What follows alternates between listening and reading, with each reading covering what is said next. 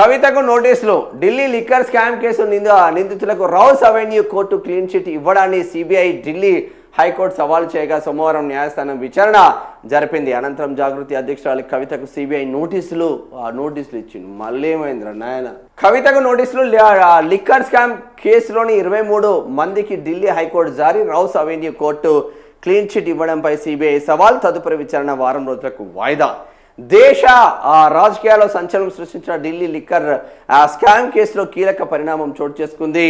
తెలంగాణ జాగృతి అధ్యక్షురాలు కవిత, ఢిల్లీ మాజీ సీఎం అరవింద్ కేజ్రీవాల్, మాజీ డిప్యూటీ సీఎం మనీష్ సిసోడియా సహా మొత్తం 23 మందికి ఢిల్లీ హైకోర్టు నోటీసులు జారీ చేసింది. సిబిఐ కేసులో ప్రతివాదుల నుంచి సమాధానాలు కోరింది. ఈ కేసులో నిందితులను రౌస్ అవెన్యూ కోర్టు ఇటీవల క్లీన్ చిట్ ఇవ్వడాన్ని సిబిఐ ఢిల్లీ హైకోర్టులో సవాల్ చేసింది. ఈ పిటిషన్పై సోమవారం న్యాయస్థానం విచారణ జరిపింది.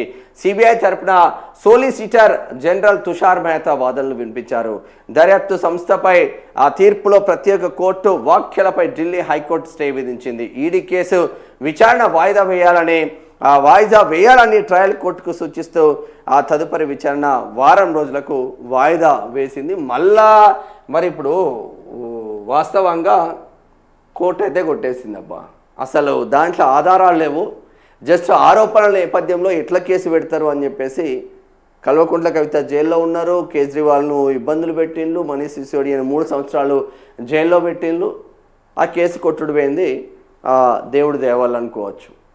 కొట్టుడు ఎట్లా పోతుంది, ఎట్లా కొట్టేస్తారు అని చెప్పేసి మళ్ళీ ఎంటర్ అయ్యి కొన్ని రోజులు ఈ ఎపిసోడ్ నడిపిస్తారు. అంతమించి ఒరిగేది ఏం లేదు.